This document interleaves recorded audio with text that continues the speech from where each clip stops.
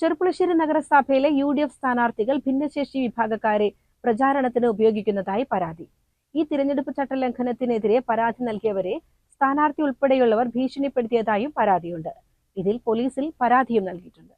ചെർപ്പുളശ്ശേരി നഗരസഭയിലെ കച്ചേരിക്കുന്ന്, കുറ്റിക്കോട് തെക്ക് വാർഡുകളിലെ UDF സ്ഥാനാർത്ഥികളാണ് ഭിന്നശേഷി വിഭാഗക്കാരെ പ്രചാരണത്തിന് ഉപയോഗിക്കുന്നതായി പരാതിയുള്ളത്.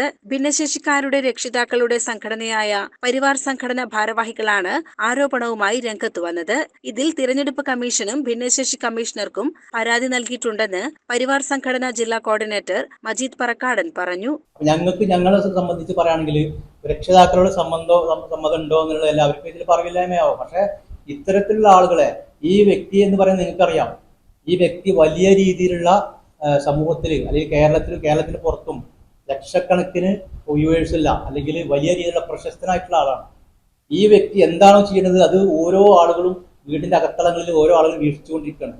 അപ്പൊ ഈ വ്യക്തി ഇത് ചെയ്യുമ്പോൾ എന്താ സംഭവിക്കുക? ആളുകളെ മനസ്സിൽ അതെന്താവും? ഒരു സഹതാപം, സിമ്പതിക്ക് കാരണമാവും. സ്വാഭാവികമായിട്ട് നമുക്ക് ചിന്തിച്ചാൽ മനസ്സിലാവും. നിങ്ങൾക്ക് ആ പേജ് തുറന്നു നോക്കാൻ അറിയാം, വളരെ മ്ലേച്ഛമായ അല്ലെങ്കിൽ അവഹേളിക്കുന്ന അഭികീർത്തിപ്പെടുത്തുന്ന തരത്തിലാണ് ഓരോ ആളുകൾ കമന്റ് ചെയ്യുന്നത്.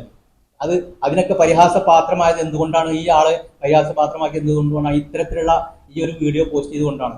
ഒരു രാഷ്ട്രീയ പ്രവർത്തനത്തിന് വേണ്ടിയിട്ട് ഇങ്ങനെയുള്ള ആളുകളെ ഉപയോഗപ്പെടുത്തുക എന്ന് പറഞ്ഞാൽ എത്രമാത്രം വലിയ ഒരു തെറ്റായ ധാരണയാണ് സമൂഹത്തിൽ കൊണ്ടുവരുന്നത് മനസ്സിലാക്കുന്നത്. പരാതി നൽകിയ തന്നെ സ്ഥാനാർത്ഥി ഉൾപ്പെടെയുള്ളവർ പള്ളിയിൽ പ്രാർത്ഥനയ്ക്ക് എത്തിയപ്പോൾ ഭീഷണിപ്പെടുത്തിയതായും പരാതിയുണ്ട്. ഇതിൽ പോലീസ് കേസെടുത്തതായും ഇവർ പറഞ്ഞു. ഇത് നമുക്കറിയാം, നമ്മുടെ സമൂഹത്തിൽ ഒരു പരാതി കൊടുക്കുമ്പോൾ ആ പരാതി അന്വേഷണം ഉണ്ടാവും, സ്വാഭാവികമാണ്. പക്ഷെ ഇവിടെ സംഭവിച്ചത് എന്ന് പറഞ്ഞാൽ എന്നെ ഒറ്റപ്പെടുത്തിക്കൊണ്ട് അല്ലെങ്കിൽ എന്നെ ആക്രമിക്കാൻ വേണ്ടിയിട്ടുള്ള ഒരു ശ്രമം നടന്നു. കഴിഞ്ഞ വെള്ളിയാഴ്ച 5-ാം തീയതി ഞാൻ അസർ നമസ്കരിക്കാൻ വേണ്ടി പോയപ്പോൾ ഈ 12-ാം വാർഡിലെ സ്ഥാനാർത്ഥിയും ഒരു 4-5 പേരും കൂടിയിട്ട് എന്നെ നമസ്കാരം കഴിഞ്ഞ് എണീക്കുന്നതിന് മുമ്പ് എന്നെ തടഞ്ഞു വെക്കുകയും ആ പള്ളിയിൽ നിന്ന് പുറത്ത് കിടക്കാൻ സമ്മതിക്കില്ലെന്നും, അതുപോലെ തന്നെ ഇനി മേലിൽ ഇങ്ങോട്ട് വന്നാൽ ഇതിന് ജീവനോടെ വിടില്ല എന്നും പറഞ്ഞ് എന്നെ വധഭീഷണി മുടക്കിക്കൊണ്ട്, അതിലൊരു സാധാരണ ഒരു വാക്കുണ്ട്, ഊരുവലിക്ക് എന്ന് പറയും.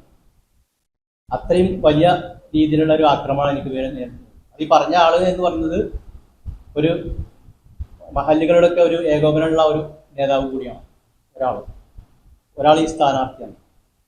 വളരെ ആസൂത്രിതമായിട്ട് എനിക്കെതിരെ വലിയ രീതിയിലുള്ള ഒരു ആക്രമണം അവിടുന്ന് ഉണ്ടാവാനുള്ള ഒരു ശ്രമമായിരുന്നു നടന്നത്.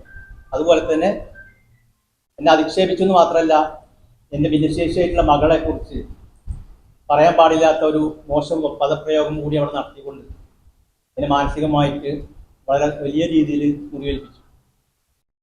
അവരുടെ ആവശ്യം എന്ന് പറഞ്ഞു കഴിഞ്ഞാൽ ഞാൻ ഇനി മുതൽ അവർക്കെതിരെ പരാതി ആയിട്ട് മുന്നോട്ട് പോയത് എന്ന രീതിയിൽ അവരെന്നെ വലിയ ആസൂത്രിതമായിക്കൊണ്ട് സംഘം ചേർന്നുകൊണ്ട് അവരെന്നെ ആക്രമിക്കാൻ ശ്രമിക്കുകയും അധിക്ഷേപിക്കുകയും ചെയ്യുകയാണ് ഉണ്ടായത്. അപ്പം അതിനെതിരെ ഞാൻ അന്ന് തന്നെ പോലീസിൽ കംപ്ലൈൻറ്റ് കൊടുത്തിട്ടുണ്ട്. അതിൻ്റെ മൊഴി കാര്യങ്ങളൊക്കെ കൊടുത്തു. അതിൻ്റെ FIR ഒക്കെ പ്രോസസ്സിംഗ് നടന്നുകൊണ്ടിട്ടുണ്ട്. വാർത്താ സമ്മേളനത്തിൽ പരിവാർ മുനിസിപ്പൽ കമ്മിറ്റി അംഗം C രാമകൃഷ്ണൻ, CK മുഹമ്മദ് അലി എന്നിവരും പങ്കെടുത്തു. CCN ചെർപ്പുളശ്ശേരി.